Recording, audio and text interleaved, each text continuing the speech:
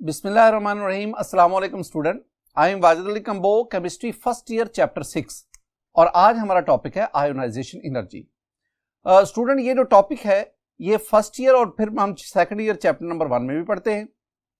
एंटीटेस्ट point of view से भी ये टॉपिक बहुत इंपॉर्टेंट है, यानी एमडी कैट के स्टूडेंट उनका जो यूएचएस सिलेबस है उसमें भी ये उनके सिलेबस का हिस्सा है। और ये जो आयोनाइजेशन एनर्जी का टॉपिक है इसमें कई बेसिक कॉन्सेप्ट्स भी हैं। आपने ये लेक्चर तवज्जो से सुनना है और इसके जो इंपॉर्टेंट पॉइंट्स हैं वो आपने राइट डाउन करने। तो आइए हम आगाज करते हैं ionisation energy. My dear student, ionisation energy में जो जो चीजें मैं आपके साथ शेयर करूंगा, इसमें पहले तो आयोनाइजेशन एनर्जी की डेफिनेशन, साथ हम एग्जांपल लेंगे, उसके बाद फैक्टर्स अफेक्टिंग आयोनाइजेशन एनर्जी और उसके बाद हम पीरियोडिक ट्रेंड पढ़ेंगे। पीरियोडिक ट्रेंड से मेरी मुराद होती है कि variation across the period and down the group. इसके बाद ना हम कुछ अबनॉर्मेलिटीज इनको स्टडी करेंगे और इसी से ही हम शॉर्ट आंसर क्वेश्चन भी डिस्कस करेंगे और फिर हम लास्ट पे एप्लीकेशंस ऑफ आयोनाइजेशन एनर्जी इसको डिस्कस करेंगे। ये हैं टारगेट्स जो इस लेक्चर में हम अचीव करना चाहते हैं। डेफिनेशन से पहले ना लफ्ज आयोनाइजेशन, ये जो आयोनाइजेशन का मानी क्या है? हम कहते हैं किसी एटम का या मॉलिक्यूल का जब इसमें से लॉस या गेन ऑफ इलेक्ट्रॉन होता है तो इससे आयन या मोलेकुलर आयन बनते हैं। तो किसी एटम या मॉलिक्यूल का आयंस में कन्वर्ट होना, that is called the ionisation energy. और ये आयन में कैसे कन्वर्ट होते हैं? बाय द लॉस और गेन ऑफ इलेक्ट्रॉन। लेकिन यहां जो मैं जिस आयोनाइजेशन एनर्जी की बात करूंगा ना, उसमें हम कहेंगे कि किसी एटम या मॉलिक्यूल से लॉस ऑफ इलेक्ट्रॉन, उससे हमारे पास आयन बनेंगे और ऐसे आयन पर पॉजिटिव चार्ज होगा। अब किसी एटम या मॉलिक्यूल में से लॉस ऑफ इलेक्ट्रॉन के लिए वी नीड द एनर्जी। तो वो एनर्जी जो किसी एटम या मॉलिक्यूल की आयोनाइजेशन के लिए चाहिए उसे हम कहते हैं आयोनाइजेशन एनर्जी। हमारे इस टॉपिक में, ये जो हम चैप्टर 6 में पढ़ रहे हैं, फर्स्ट ईयर केमिस्ट्री में चैप्टर 6 में पढ़ रहे हैं, इसमें मैं एलिमेंट्स उनके आयोनाइजेशन एनर्जी की बात करूंगा। यानी मैं आपको एक तो ये बताऊंगा इस टॉपिक में कि ionisation energy is an elemental property. गो के जो मॉलिक्यूल्स हैं, जो कंपाउंड्स हैं, उनमें भी आयोनाइजेशन एनर्जी होती है। जैसे हमने ना मास स्पेक्ट्रोमेट्री को पढ़ा, वहां पे हमने पढ़ा था कि जब ये जो है आपके पास गैसियस मॉलिक्यूल या गैसियस एटम जब वो आयोनाइजेशन चैम्बर में जाते हैं तो हम उन एटम या मॉलिक्यूल में से लॉस ऑफ इलेक्ट्रॉन करवाते हैं और यूं आपके पास पॉजिटिव यानी आयोनाइजेशन होती है। तो आयोनाइजेशन एटम्स की भी होती है, आयोनाइजेशन मॉलिक्यूल्स की भी होती है और दोनों के लिए जो एनर्जी हमें चाहिए उसे हम कहते हैं आयोनाइजेशन। लेकिन चैप्टर 6 के इस हिस्से में मैं सिर्फ एलिमेंटल आयोनाइजेशन की बात कर रहा हूं। दूसरी ये बात आपने ज़हन में रखनी कि ionisation energy is a thermodynamic property. ये थर्मोडायनामिक प्रॉपर्टी है। माय डियर स्टूडेंट, डेफिनेशन पे आए। डेफिनेशन में मैं कहूंगा the amount of energy which is required to remove valence electron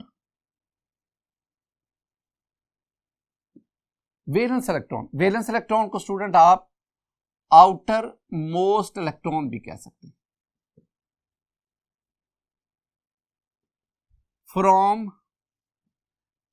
from an isolated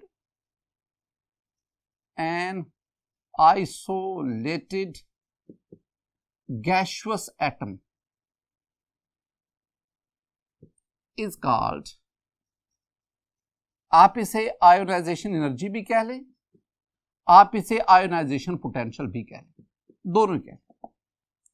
अगर इस बात को देखें, इसमें क्या क्या कहा गया है? इसमें कहा गया है कि मेरे पास ना ये एक एटम है, ये न्यूक्लियस, ये first orbit, second orbit, third orbit, ये मेरे पास एक एटम है, सपोज सोडियम का एटम है।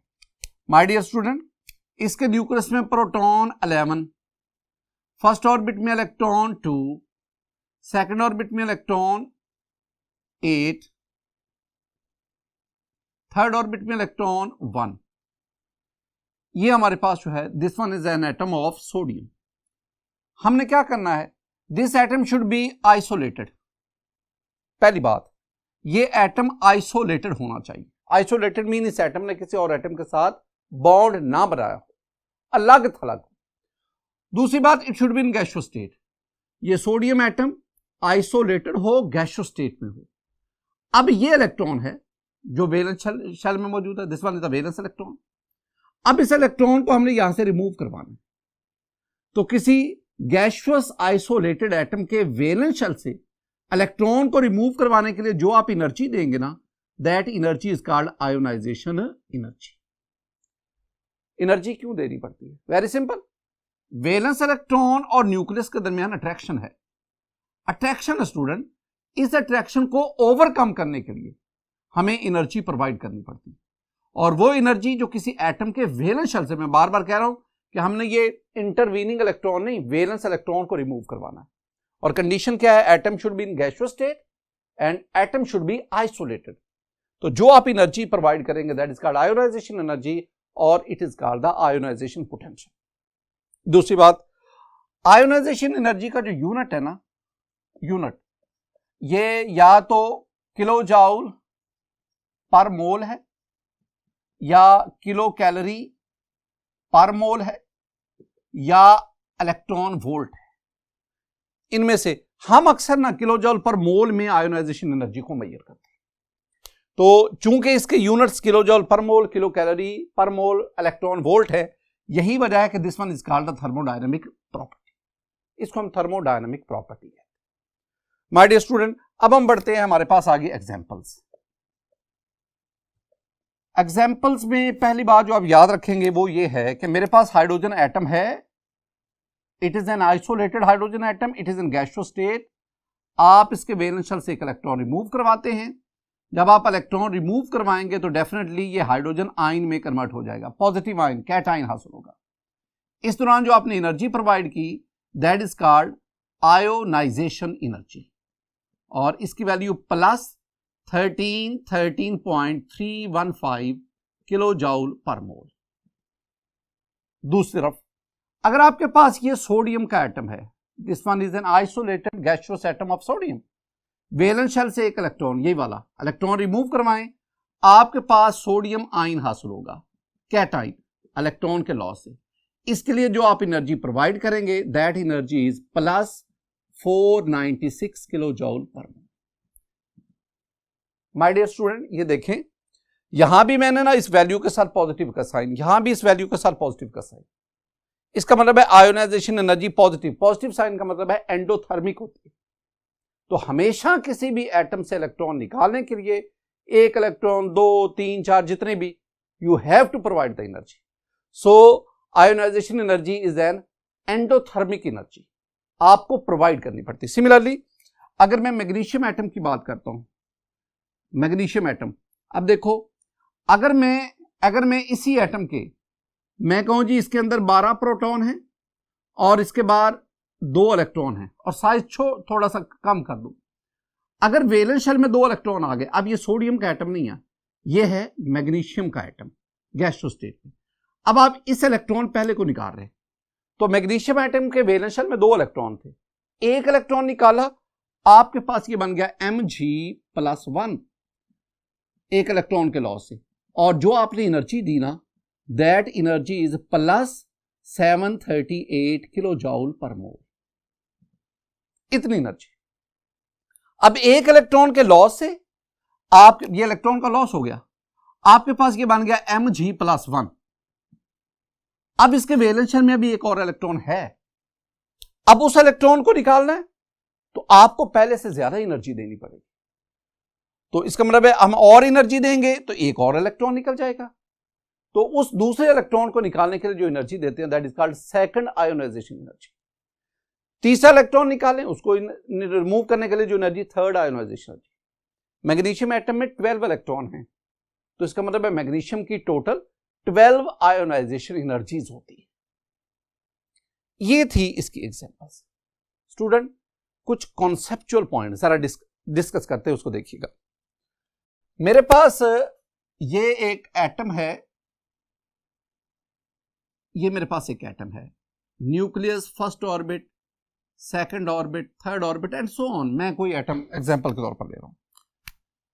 न्यूक्लियस में प्रोटॉन सपोज 11, 2 इलेक्ट्रॉन यहां पे, 1 2 3 4 5 6 7 8 और इस तरह एक electron. Suppose this one is sodium atom, ये सोडियम एटम। अब ना न्यूक्लियस और वैलेंस इलेक्ट्रॉन में अट्रैक्शन है, ये अट्रैक्शन, न्यूक्लियस और वैलेंस इलेक्ट्रॉन में अट्रैक्शन है। माय डियर स्टूडेंट, ये जो अट्रैक्शन है ना, ये अट्रैक्शन हमें बताती है कि इस इलेक्ट्रॉन को निकालने के लिए कितनी एनर्जी चाहिए। तो मैं कह सकता हूं कि जितनी न्यूक्लियस और वैलेंस इलेक्ट्रॉन में अट्रैक्शन ज्यादा होगी उतनी आयोनाइजेशन एनर्जी भी ज्यादा चाहिए। यानी आयोनाइजेशन एनर्जी और attraction between nucleus and electron, valence electron एक दूसरे के डायरेक्टली प्रोपोर्शनल। एक पॉइंट जरा देखना, हम कहते हैं कि ionisation energy is directly proportional to stability, is inversely proportional to reactivity. Very important. This one is the basic concept in chemistry. ये बात आपने स्टूडेंट याद रखनी है, ये कॉन्सेप्ट है। Ionisation energy directly proportional to stability, inversely proportional to reactivity. जैसे कि मेरे पास ना 8th ए ग्रुप है, 8th ए ग्रुप को हम 0 ग्रुप भी कहते हैं क्योंकि इनकी वैलेंसी 0 है। 8th ए ग्रुप को हम नोबल गैसेस भी कहते हैं, गैसेस जिसमें आपके पास हीलियम है, नियॉन है, आर्गन है, क्रिप्टॉन है, जीनॉन है, ये आपके पास, दीज आर नोबल गैसेस। अब my dear student, periodic table में highest ionisation energy noble gases की, यानी they have highest ionisation energy. तो पीरियोडिक टेबल में सबसे ज्यादा आयोनाइजेशन एनर्जी नोबल गैसेस की है। अगर आयोनाइजेशन एनर्जी हाईएस्ट है तो नोबल गैसेस के atom they are highly stable, I mean they are highly stable. और अगर वो हाईली स्टेबल है तो हाईली स्टेबल का मतलब है कि उनकी रिएक्टिविटी बहुत कम होगी, they are least reactive. My dear student, that is why हम इन नोबल गैसेस को इनर्ट गैसेस भी कहते हैं। इनर्ट गैसेस क्यों कहते हैं? Due to their least reactivity. Least reactivity क्यों है? Because they are highly stable. और why they are highly stable? Because they have highest ionisation energy. और मैं एक और बात बताता हूं, among the noble gases, 6 noble gases में भी अगर आप कंपैरिजन करें तो हीलियम की आयोनाइजेशन एनर्जी सबसे ज्यादा है। इसका मतलब है पीरियोडिक टेबल में सबसे ज्यादा जो आयोनाइजेशन एनर्जी है वो हीलियम की है, और हीलियम पीरियोडिक टेबल का सबसे ज्यादा मोस्ट स्टेबल एटम है। और अगर मैं कहूं सबसे कम रिएक्टिविटी किसकी है पीरियोडिक टेबल में? हीलियम। इसके बरक्स अगर आप आ जाए ना, दूसरी बात कि आपके पास अल्कली मेटल्स हैं, alkali metals, first A group या जिसे आप ग्रुप 1 कहते हैं। My dear student, this group is alkali metals. और अल्कली मेटल्स में आपके पास है लिथियम है, सोडियम है, पोटाशियम है, रुबिडियम है, सीजियम है, फ्रेंसियम है। These are alkali metals, these are metals of first A group. My dear student, periodic table में जो सबसे कम आयोनाइजेशन एनर्जी, तो लीस्ट या लोएस्ट, आप लोएस्ट कह दें, सबसे जो कम है lowest ionisation energy in periodic table is of first A group, लिहाजा दे आर लीस्ट स्टेबल।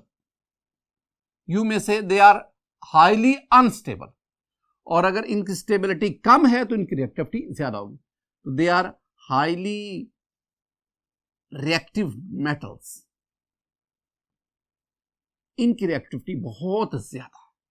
ये दो बातें आपके ज़हन में बैठनी चाहिए, और इन ये जो मैंने दोनों बातें बताई हैं, इसका जो कॉन्सेप्ट है, इसका जो दारोमदार है, वो इस रिलेशन पे है। जितनी आयोनाइजेशन एनर्जी ज्यादा उतनी स्टेबिलिटी ज्यादा, और जितनी स्टेबिलिटी ज्यादा होगी उतनी रिएक्टिविटी कम। यानी you may say that ionisation energy is a parameter to determine the reactivity और stability of an element. Next हम बढ़ते हैं, हमारे पास नेक्स्ट है factors affecting ionisation energy. Factors affecting ionisation energy. My dear student, वो कौन से फैक्टर हैं जो आयोनाइजेशन एनर्जी को अफेक्ट करते हैं?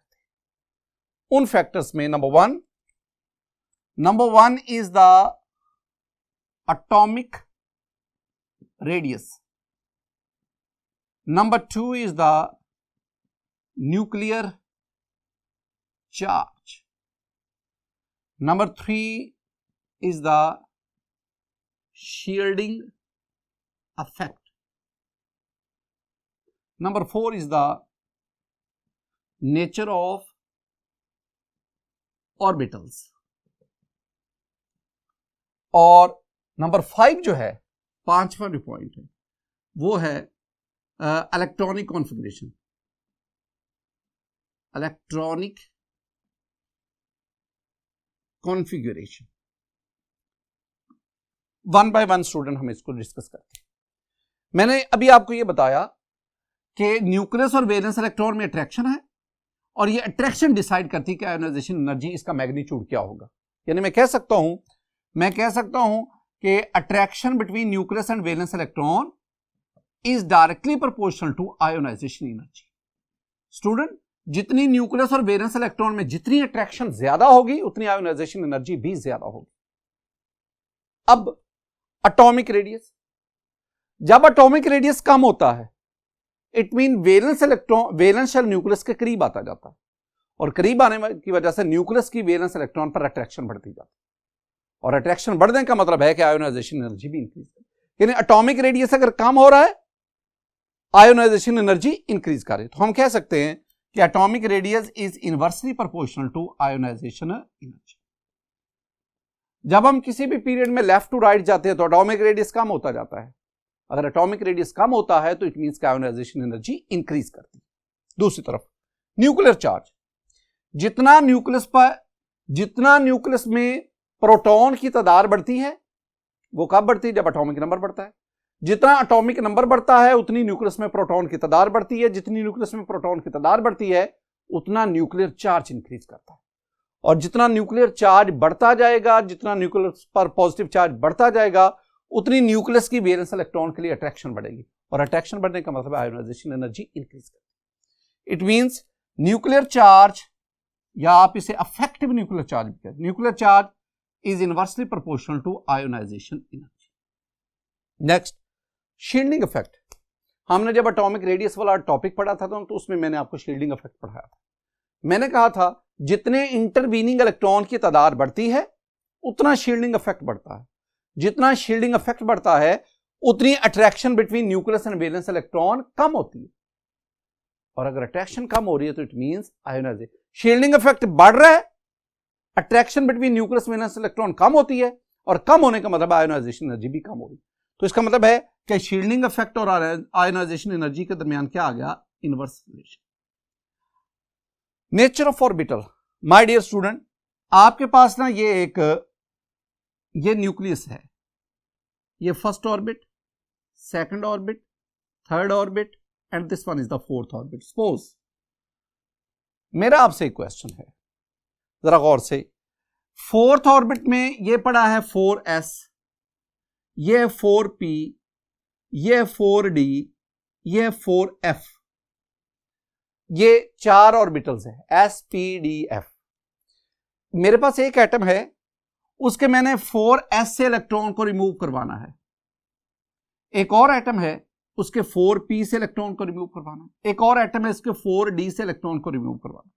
और एक और एटम है उसमें 4f से इलेक्ट्रॉन को रिमूव करवाना है। 4 मुख्तलिफ एटम हैं और चारों एटम के डिफरेंट ऑर्बिटल से sp-df मैंने इलेक्ट्रॉन को रिमूव करवाना है। मुझे बताएं किस ऑर्बिटल से लॉस ऑफ इलेक्ट्रॉन इजी है और किस से मुश्किल है? वेरी सिंपल आंसर, वो ऑर्बिटल जो न्यूक्लियस के करीब है उस ऑर्बिटल के इलेक्ट्रॉन पर न्यूक्लियर अट्रैक्शन स्ट्रांग है, लिहाजा उस इलेक्ट्रॉन को निकालने के लिए आपको ज्यादा एनर्जी देनी पड़ती है। यानी जितना ऑर्बिटल न्यूक्लियस के करीब होगा उतनी उसके इलेक्ट्रॉन पर न्यूक्लियर अट्रैक्शन स्ट्रांग होगी, और अट्रैक्शन स्ट्रांग का मतलब उतनी आयोनाइजेशन एनर्जी ज्यादा होगी। इसका मतलब है अगर इलेक्ट्रॉन s ऑर्बिटल में है तो उस एटम से इलेक्ट्रॉन निकालना मुश्किल है और यूं उसकी आयोनाइजेशन एनर्जी ज्यादा है। और लीस्ट आयोनाइजेशन एनर्जी किसकी होगी? वो होगी फ्लोरीन की, आई एम सॉरी, वो है f ऑर्बिटल की। अब इसमें देखें, मैं कह सकता हूं s ऑर्बिटल में इलेक्ट्रॉन है तो आयोनाइजेशन एनर्जी ज्यादा, p में है तो उससे कम, d में है तो उससे कम, और f में अगर इलेक्ट्रॉन मौजूद है f ऑर्बिटल में तो आपको सबसे कम एनर्जी प्रोवाइड करेगा। तो ये नेचर ऑफ ऑर्बिटल के लिहाज से ये बातें आपने जेहन में रखनी है। जब हम आगे ट्रेंड पढ़ेंगे तो इनकी जरूरत पड़ती है। माय डियर स्टूडेंट, एक और चीज वो है इलेक्ट्रॉनिक कॉन्फ़िगरेशन। इलेक्ट्रॉनिक कॉन्फ़िगरेशन को देखो, मेरे पास ना ये एक कंपैरिजन मैं आपके साथ शेयर कर रहा हूं।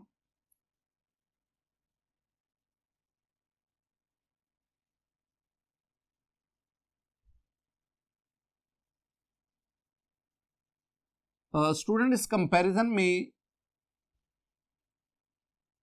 मैं s ऑर्बिटल p ऑर्बिटल्स ले रहा हूं। दिस वन इज px, ये वाले, दिस वन इज py, ये, and this one is pz। अब पहली बात, आप ये जानते हैं कि N orbital can accommodate maximum 2 electron. ये एक ऑर्बिटल है और एक ऑर्बिटल मैक्सिमम 2 इलेक्ट्रॉन्स अकोमोडेट कर सकता है, मैक्सिमम 2। ये 3 ऑर्बिटल हैं, px, py, pz। अगर इसमें एक इलेक्ट्रॉन आ गया, 3 ऑर्बिटल, इलेक्ट्रॉन सिर्फ एक है, तो हम कहेंगे these are partially filled orbitals. Partially filled. अगर एक इलेक्ट्रॉन आ जाएगा तो माय डियर स्टूडेंट हम इसे कहेंगे partially filled orbital. Partially filled orbital. अच्छा, अगर एक की बजाय ना 2 इलेक्ट्रॉन आ जाएं, एक इसमें और एक इसमें, अब भी ये पार्शियली फिल्ड है। 3 नहीं, अगर 3 इलेक्ट्रॉन आ जाएंगे ना, एक इसमें और एक इसमें, अगर 3 इलेक्ट्रॉन आ जाएंगे ना तो फिर तो ये हाफ फिल्ड हो जाएगा ना, ये फिर हाफ फिल्ड ऑर्बिटल हो जाएगा, हाफ फिल्ड ऑर्बिटल। लेकिन मैं क्या कह रहा हूं, मैं कह रहा हूं कि अगर इसमें एक इलेक्ट्रॉन हो या 2 हो या 4 हो या 5 हो, दोबारा, या 1 हो या 2 हो या 4 हो या 5 हो, 3 या 6 की मैं बात नहीं कर रहा। तो अगर 1 हो, 2 हो, 4 हो, 5 हो, तो हम इसे कहते हैं पार्शियली फिल्ड ऑर्बिटल। और my dear student, partially filled orbital are highly unstable, highly unstable. और अगर ये अनस्टेबल हैं तो they have low ionisation energy, तो इनकी आयोनाइजेशन एनर्जी सबसे कम होती है। तो ऐसे एटम्स जो इस इलेक्ट्रॉनिक कॉन्फ़िगरेशन को फॉलो करते हैं उनकी आयोनाइजेशन एनर्जी बहुत कम होती है। इसके बरक्स अगर तीनों ऑर्बिटल में एक एक इलेक्ट्रॉन आ जाए तो they are half filled, and half filled orbital are stable orbital, stable, and they have high ionisation energy. Stable है और इनकी आयोनाइजेशन एनर्जी ज्यादा होती है। तीसरी कैटेगरी क्या आ गई, अगर 2 इलेक्ट्रॉन इसमें आ जाएं, 2 इसमें आ जाएं, 2 इसमें आ जाएं, now these are called completely filled orbitals, completely filled, and they have highest stability and they have highest ionisation energy. Stability में सबसे ज्यादा आयोनाइजेशन। और अगर आप ये इलेक्ट्रॉनिक कॉन्फ़िगरेशन देखना चाहते हैं ना, ये इलेक्ट्रॉनिक कॉन्फ़िगरेशन होती है नोबल गैसेस की। जो नोबल गैसेज है उनके इलेक्ट्रॉनिक कॉन्फ़िगरेशन, उसमें जो p ऑर्बिटल्स है कंप्लीटली फिल्ड है, यही वजह है कि noble gases have highest ionisation. ये जो आपके सामने मैंने लिखा है ना कि पार्शियल फील्ड, ये फिफ्थ ग्रुप जिसे हम नाइट्रोजन फैमिली कहते हैं।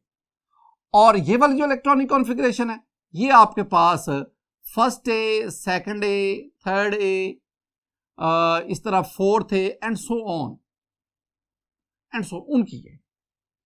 तो इस बात को ज़हन में रखना है। ये इलेक्ट्रॉनिक कॉन्फ़िगरेशन ये भी हमें आयोनाइजेशन एनर्जी का हिंट देती है और इसकी बेस पे भी हम आयोनाइजेशन एनर्जी उसको डिटरमिन कर सकते हैं। नेक्स्ट हम बढ़ते हैं। We have periodic trend.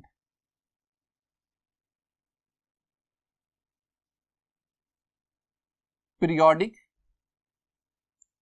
Trend, my dear student, ये जो पीरियोडिक ट्रेंड है ना, इससे हम पहली बात पढ़ते हैं नंबर 1 पे across the period. Across the period, जब हम किसी भी पीरियड में लेफ्ट टू राइट जाते हैं तो आयोनाइजेशन एनर्जी पर क्या फर्क पड़ता है, जरा देखिएगा। मैं कहूंगा कि जब हम किसी भी पीरियड में लेफ्ट टू राइट जाते हैं आयोनाइजेशन एनर्जी इंक्रीज करती है, यानी आयोनाइजेशन एनर्जी इंक्रीजेस फ्रॉम या ionisation energy increases across the period from to left to right, ये भी कह सकते हैं। अक्रॉस द पीरियड जरा शॉर्ट हो जाता है। रीजन क्यों कम होती है, वेरी सिंपल। क्यों इंक्रीज करती है आयोनाइजेशन एनर्जी, क्यों बढ़ती है, very simple, due to decrease in atomic sizes. Atomic size कम हो रहा है। दूसरी बात, due to increase in effective nuclear charge, Z effect, this is called the effective nuclear charge. तो अफेक्टिव न्यूक्लियर चार्ज इसके बढ़ने से, अब ये अफेक्टिव न्यूक्लियर चार्ज क्या होता है जरा इसको देखना। ये जो मैं लिखता हूं ना effective nuclear charge, Z nuclear charge, effective, ये होता है nuclear charge minus shielding effect. तो nuclear charge minus shielding effect, that is called the effective nuclear charge on the valence electron. जी स्टूडेंट, क्यों इंक्रीज क्यों कर रही है, इन दो वजूहात की बुनियाद। अब जरा देखें, मेरे पास ना ये सेकंड ग्रुप के एलिमेंट्स है। ये शुरू कहां से हुआ, लिथियम है, सोडियम है, सेकंड पीरियड के element, lithium, beryllium, boron, carbon, nitrogen, oxygen, fluorine, neon, ये 8 एलिमेंट्स हैं। लिथियम का एटॉमिक नंबर 3 और नियोन का एटॉमिक नंबर 10। अब ना इनके ऊपर ये ग्रुप भी हम लिखते थे। Lithium belongs to first A group, beryllium second A, boron third A, carbon fourth A, nitrogen fifth A, oxygen 6 A, halogen ये फ्लोरीन 7th ए और नियोन 8th ए। आपको यह भी पता होना चाहिए कि सेकंड पीरियड के एलिमेंट्स कौन कौन से हैं, इनका एटॉमिक नंबर का पता होना चाहिए। आपको यह भी पता होना चाहिए कि ये एलिमेंट किस ग्रुप से बिलोंग करते हैं। माय डियर स्टूडेंट, इसके नीचे मैंने ना इन तमाम की फर्स्ट आयोनाइजेशन एनर्जी की वैल्यूज लिख दी। ये देखें, इनकी मैंने वैल्यूज लिखी हैं। तो अब इसी वैल्यू को मैं इस ग्राफ की सूरत में आपके सामने लाता हूं।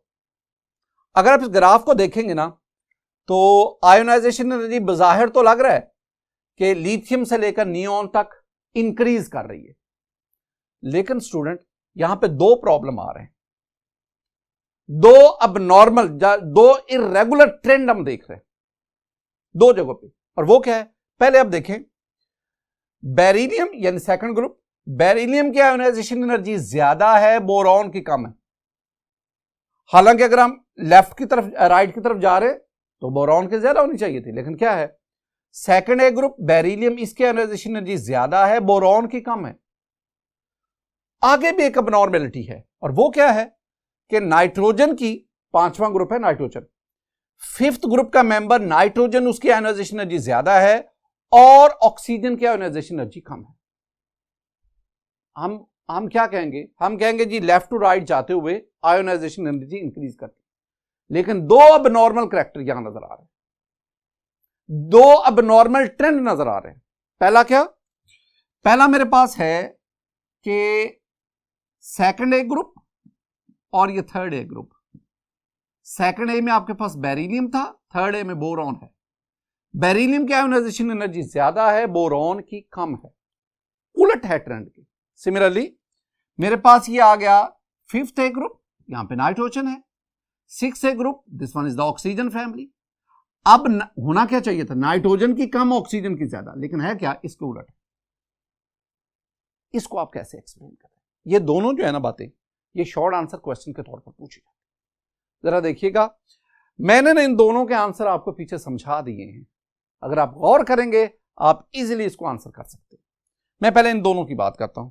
माय डियर स्टूडेंट, ये मेरे पास बेरिलियम है, atomic number 4, 1s2 2s2, 2 electron s में, 1s में, 2 इलेक्ट्रॉन 2s।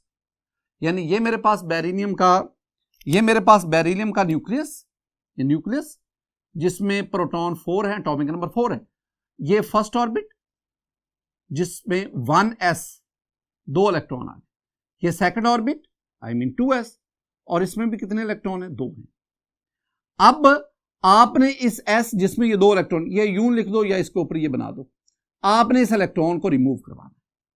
इसके बरक्स आपके पास ये आ गया बोरॉन। बोरॉन का एटॉमिक नंबर है 5।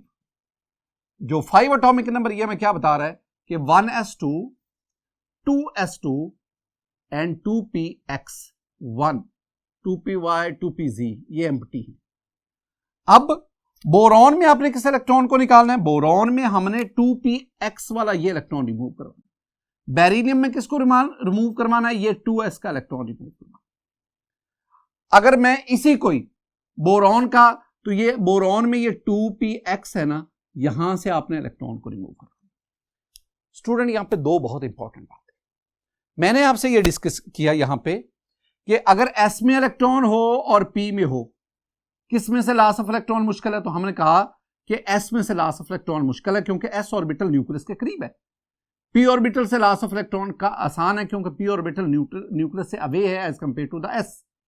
तो इसका मतलब ये हुआ कि बेरिलियम के आपने s से इलेक्ट्रॉन को निकालना है, बोरॉन में p से निकालना है। तो s चूंकि न्यूक्लियस के करीब है, लिहाजा इस इलेक्ट्रॉन को निकालना मुश्किल है और ज्यादा आयोनाइजेशन एनर्जी चाहिए। यही वजह है कि बेरिलियम की आयोनाइजेशन एनर्जी बोरॉन की निस्बत ज्यादा है।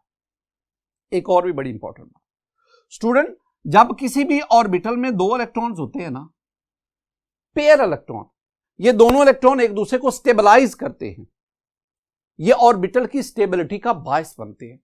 अगर किसी भी ऑर्बिटल में एक इलेक्ट्रॉन होगा तो ये एक इलेक्ट्रॉन इन दो की निस्बत अनस्टेबल होता है, आसानी से रिमूव हो जाता है। तो आपने बोरॉन से अनपेयर्ड इलेक्ट्रॉन निकालना है और बेरिलियम से पेयर्ड स्टेबलाइज्ड इलेक्ट्रॉन निकालना। इन दो वजूहात की बिना पर हम कह सकते हैं ionisation energy of second A group is greater than that of third A group. दूसरी बात, नाइट्रोजन ऑक्सीजन पे चले जाओ। नाइट्रोजन के electronic configuration, nitrogen atomic number 7, 1s2 2s2 2px 2py 2pz, 7 electron, 2 4 5 6 7, ये 7 इलेक्ट्रॉन। अब अगर आप इसके इलेक्ट्रॉनिक कॉन्फ़िगरेशन देखेंगे ना नाइट्रोजन की, तो हर px py pz इनमें एक एक इलेक्ट्रॉन है। और मैंने कहा था कि जब एक एक इलेक्ट्रॉन तीनों ऑर्बिटल में आ जाएगा, they are called half filled orbital, they are stable and they have high ionisation energy. इसके बरक्स अगर आप ऑक्सीजन को देखें, atomic number 8, 1s2 2s2 2px 2py and 2pz। Student 8 electron accommodate करवाओ, 2 4 5 6 7 8। अब अगर आप इन p ऑर्बिटल्स को देखें तो इन p ऑर्बिटल्स में ये जो इलेक्ट्रॉन्स है, मैंने कहा था अगर इस किस्म की सूरत हाल हो तो आप उसे कहेंगे पार्शियल फील्ड। और पार्शियल फील्ड ऑर्बिटल रखने वाले जो एटम्स हैं, they have low ionisation energy. तो इन दोनों की जो नाइट्रोजन की आयोनाइजेशन एनर्जी ऑक्सीजन से क्यों ज्यादा है, वो मैंने इलेक्ट्रॉनिक कॉन्फ़िगरेशन और स्टेबिलिटी ऑफ ऑर्बिटल के लिहाज से डिस्कस किया। ये था अक्रॉस द पीरियड। नंबर 2, दूसरी बात वो है down the group. Students, group में जब ऊपर से नीचे आप आते हैं, एटॉमिक रेडियस इंक्रीज करता है, शील्डिंग इफेक्ट बढ़ता है। ये देखिए, अगर एटॉमिक रेडियस बढ़ेगा आयोनाइजेशन एनर्जी कम होगी, शील्डिंग इफेक्ट बढ़ेगा आयोनाइजेशन एनर्जी कम होगी। तो इसका मतलब है down the group atomic radius बढ़ता है, शील्डिंग इफेक्ट बढ़ता है, और इन दोनों चीजों के इंक्रीज करने से आयोनाइजेशन एनर्जी कम होती है। जैसे कि आप ये अल्कली मेटल्स में देख लें, lithium, sodium, potassium, rubidium, caesium, francium. जब आप ऊपर से नीचे आ रहे हैं, इनके साथ इनके आयोनाइजेशन एनर्जी वैल्यू लिखी हुई है, तो ऊपर से नीचे आते हुए ग्रुप में लॉस ऑफ इलेक्ट्रॉन आसान होता जाता है, जिसकी वजह से आयोनाइजेशन एनर्जी कम होती है। बिल्कुल इसी तरह आप ये हैलोजेंस को देख लें, फ्लोरीन, क्लोरीन, ब्रोमीन, आयोडीन। आप इन सब की आयोनाइजेशन एनर्जी देख लें, तो हम क्या कहेंगे? हम कहेंगे जब आप ऊपर से नीचे आते हैं तो आयोनाइजेशन एनर्जी डिक्रीज करती जाती है। और रीजन, लॉजिक क्या देंगे? 2 points, due to increase in atomic radius, due to increase in shielding effect. My dear student, आगे हम बढ़ते हैं और हमारे पास लास्ट जो है that is the application of ionization energy.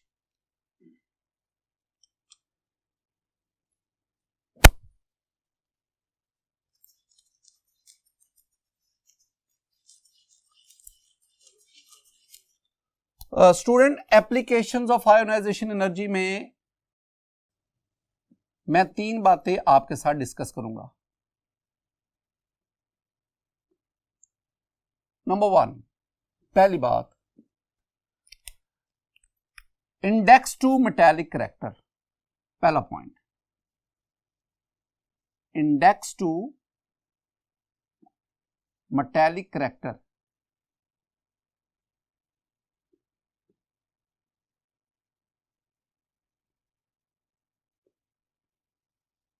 अच्छा, with the help of ionization energy you can classify elements into metals, non-metals and metalloid। जैसे कि ऐसे element which have low ionization energy in periodic table, those elements which have low ionization energy they are metals। तो ध्यान में रखना है, metals have low ionization energy, they easily remove electron, they easily lose electron and form the cation। Moderate ionization energy, moderate I mean ना कम ना ज्यादा, they are metalloid.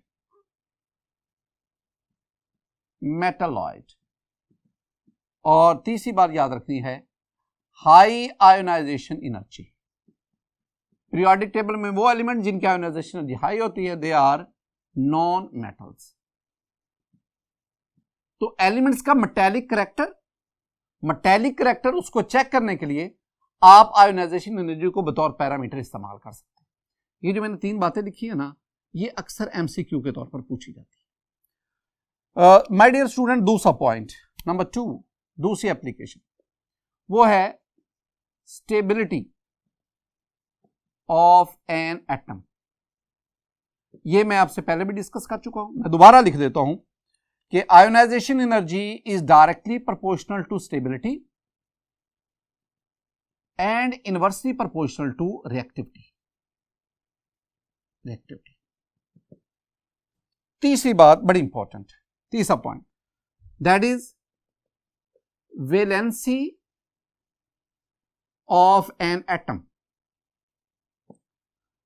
Ionisation energy आपकी हेल्प कर सकती है एटम की वैलेंसी मालूम करने में। कैसे? मैं ना मैग्नीशियम एटम की बात करता हूं। माय डियर स्टूडेंट, अगर मैग्नीशियम एटम गैसियस स्टेट में आइसोलेटेड, पहला इलेक्ट्रॉन रिमूव करवाओ, मैग्नीशियम Mg+1 एक इलेक्ट्रॉन रिमूव, तो मैग्नीशियम एटम से पहला इलेक्ट्रॉन रिमूव करने के लिए जो आप एनर्जी यूज करते हैं that is called first ionisation energy, first, and that is 738 kilo joule per mole. अब आपके पास ये Mg+1 आयन आ गया मैग्नीशियम का, इसके वैलेंस शेल में एक इलेक्ट्रॉन है, आप उस इलेक्ट्रॉन को रिमूव करवाएं। जब आप उस इलेक्ट्रॉन को रिमूव करवाएंगे अब आपको जो आयन मिलेगा वो Mg2+, और अब जो एनर्जी दरकार होगी that is called the second ionisation energy. Student this one is 14 plus 14 51 है, मैं 50 लिख देता हूं, किलो जूल पर मोल। तो जो सेकंड आयोनाइजेशन एनर्जी है वो फर्स्ट आयोनाइजेशन एनर्जी से रफली डबल होगी। ये 700, ये 1400, 700 1400 रफली डबल होगी। तीसरी बात, अगर मैं मैग्नीशियम के इस आयन से डाई पॉजिटिव आयन, अब ना जब ये बनता है ना मैग्नीशियम डाई पॉजिटिव आयन, अब इसका वैलेंस जो है ना, बाहर वाला ऑर्बिट खत्म हो गया, अब दो ऑर्बिट रह गए K और L में 8 इलेक्ट्रॉन हो गए।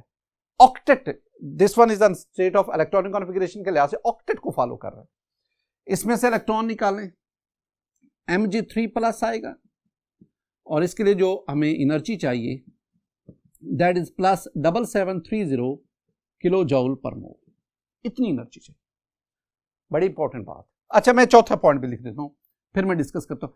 Mg3+, इससे एक और इलेक्ट्रॉन निकालो, Mg4+, और ये चौथा इलेक्ट्रॉन निकालने के लिए जो आपको एनर्जी चाहिए दैट इज कॉल्ड, ये third ionisation energy, now this one is the fourth ionisation energy, and this is 10450 kilo joule per mole. इतनी एनर्जी।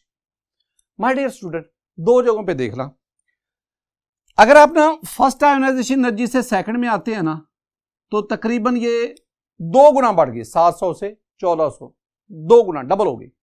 लेकिन जब आप सेकंड से थर्ड आयोनाइजेशन एनर्जी में जाते हैं तो ये 1450 से 730 हो, तकरीबन कोई 5 से 6 गुना बढ़ गई। और जब आप थर्ड से 4 में जाते हैं तो फिर आप 7 से 10,000, यानी 7 से 14 डबल भी नहीं होती। इसका मतलब है कि कहां पे एक जंप लग रहा है, आयोनाइजेशन एनर्जी का जंप कहां पे लग रहा है, वो लग रहा है इन दोनों के दरमियान, यानी ये तकरीबन 5 से 6 गुना आयोनाइजेशन एनर्जी बढ़ जाती है। इसका मतलब है जब दो आयोनाइजेशन एनर्जीज के दरमियान ह्यूज गैप आ जाए, यहां ह्यूज गैप है सेकंड और थर्ड के दरमियान, इन दोनों में से छोटी कौन सी है, सेकंड। तो जो छोटी वैल्यू होगी that is called the valency of that. इसका मतलब है कि मैग्नीशियम की वैलेंसी फिर क्या होगी, 2 होगी। जैसे कि आप एल्यूमिनियम पे चले जाओ, अगर आप एल्यूमिनियम की आयोनाइजेशन एनर्जी देखेंगे ना, यूं वैल्यूज लिखेंगे, तो आपको थर्ड और फोर्थ आयोनाइजेशन एनर्जी के दरमियान ह्यूज गैप मिलेगा। इसका मतलब है कि एल्यूमिनियम उसकी जो है वैलेंसी वो 3 होती है। अल्कली मेटल को देखें तो फर्स्ट और सेकंड के दरमियान ह्यूज गैप मिलेगा। तो फर्स्ट और सेकंड में से छोटा फर्स्ट, और इसका मतलब है कि अल्कली मेटल की वैलेंसी क्या होगी, 1। तो आप किसी भी एलिमेंट की आयोनाइजेशन एनर्जी वैल्यूज उसको देखकर आप उसकी वैलेंसी उसको मालूम कर सकते हैं। माय डियर स्टूडेंट, ये 3 पॉइंट्स थे जो मैं एप्लीकेशन ऑफ आयोनाइजेशन एनर्जी में डिस्कस कर रहा हूं। स्टूडेंट, आज के इस लेक्चर में हमने आयोनाइजेशन एनर्जी, उसकी डेफिनेशन, एग्जांपल, फैक्टर्स, और फिर हमने पीरियोडिक ट्रेंड को पढ़ा। लास्ट में हमने एप्लीकेशन ऑफ आयोनाइजेशन एनर्जी इसको स्टडी किया। इस लेक्चर के दौरान कुछ मैंने आपको बेसिक कॉन्सेप्ट वो भी आपके साथ शेयर किए। आपने इन तमाम बातों को याद रखना है, क्योंकि ये तमाम चीजें आगे जो हमने टॉपिक्स पढ़ने हैं उसमें ये हमारे लिए बेस प्रोवाइड करेंगे। मेरी दुआ है कि अल्लाह ताला आप पर अपना फजल फरमाए, अपना करम फरमाए। अस्सलामु अलैकुम व रहमतुल्लाह।